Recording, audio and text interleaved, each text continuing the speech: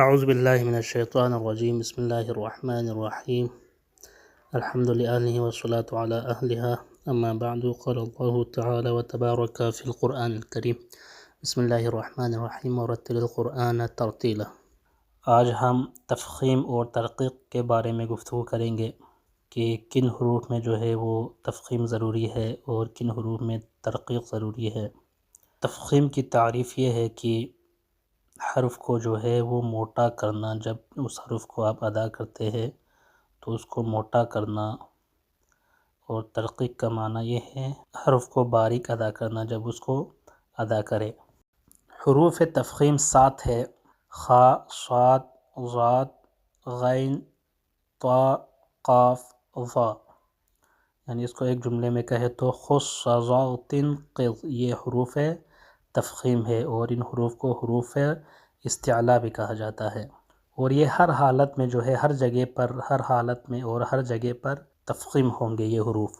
اگرچہ یہ حروف ہر جگہ پر جو ہے تفخیم ہوں گے، لیکن علماء تجوید نے جو ہے ان کے چند مراتب بیان کیے ہیں کہ کہاں پہ زیادہ تفخیم ہوگا، کہاں پہ کم ہوگا۔ تو اس کے 5 جو ہے وہ مراتب ہے۔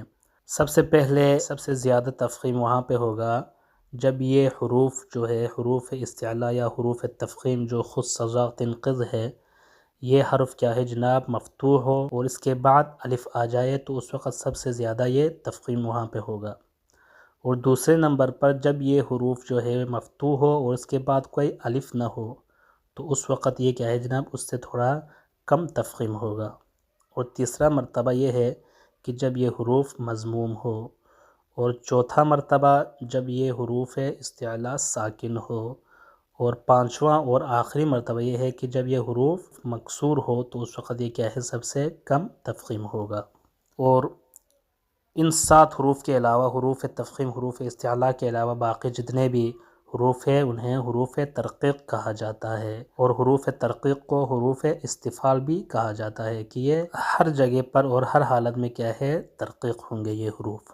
لیکن چند حروف جو ہے حروف تفخیم اور حروف استعلاء سے مستثنیٰ ہے، وہ ہے الف، را اور لام، کیونکہ ان تینوں حروف کے الگ احکام ہے۔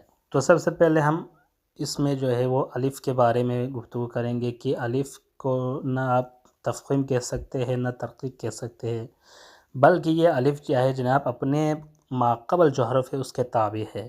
اگر ماقبل حرف جو ہے حروف تفخیم میں سے ہے تو یہ الف بھی کیا ہوگا تفخیم ہوگا، اور اگر ماقبل حرف کیا ہے جناب ترقیق میں سے، حروف ترقیق یا حروف استفعال میں سے ہے تو یہ الف بھی کیا ہے اسی حساب سے اپنے ماقبل کے حساب سے جو ہے یہاں پہ ترقیق ہوگا۔ آپ نے دیکھنا ہے کہ الف سے پہلے کیا ہے حروف تفخیم ہے یا حروف ترقیق ہے، تو اسی حساب سے جو ہے یہ الف کیا ہے تفخیم اور ترقیق ہوگا۔ اور اس کے بعد حرف لام جو ہے کب تفخیم ہوگا اور کب ترقیق ہوگا۔ حرف لام کی جو تفخیم ہے وہ صرف لفظ جلالہ کے ساتھ مختص ہے، کہ لفظ جلالہ سے پہلے اگر فتحہ ہے تو اس وقت یہ لام کیا ہوگا یہ تفخیم ہوگا، جیسے تاللہ، ان اللہ، واللہ۔ تو یہ سارے کیا ہے جناب لفظ جلالہ سے پہلے، لام سے پہلے چونکہ فتحہ ہے تو یہاں پہ تفخیم ہوگا۔ اور اسی طرح یہ لفظ جلالہ کا جو لام ہے اس سے پہلے اگر ضمہ آ جائے تو اس وقت بھی کیا ہوگا جناب یہ لام تفخیم ہوگا، جیسے یعلم اللہ، یعلم اللہ، تو اس لام میں تفخیم ہوگا۔ اور اسی طرح ترقیق لام کب ہوگا؟ جب یہ بھی کیا ہے جناب لفظ جلالہ کے ساتھ مختص ہے، کہ جب لفظ جلالہ کا جو لام ہے اس سے پہلے اگر کسرہ آ جائے تو اس وقت کیا ہوگا یہ ترقیق ہوگا، جیسے بسم اللہ الرحمن الرحیم۔ تو یہاں لفظ جلالہ کا جو لام ہے اس سے پہلے میم پر کسرہ ہے تو یہاں پہ ترقیق ہوگا۔ یہ ہو گیا لام لفظ جلالہ کے بارے میں۔ اب را میں کب تفخیم اور ترقیق ہوگا؟ تو پہلے را کی تفخیم کے بارے میں ہم جانیں گے کہ جب یہ را یا مفتوح ہو یا مضموم ہو، یعنی اس را پر یا فتحہ ہو یا ضمہ ہو تو اس وقت یہ را کیا ہوگا تفخیم ہوگا۔ ایک دوسری حالت یہ ہے کہ جب یہ را جو ہے خود ساکن ہے لیکن اس سے پہلے یا فتحہ ہو یا ضمہ ہو تو اس وقت کیا ہوگا، یہ را جو ہے تفخیم ہوگا۔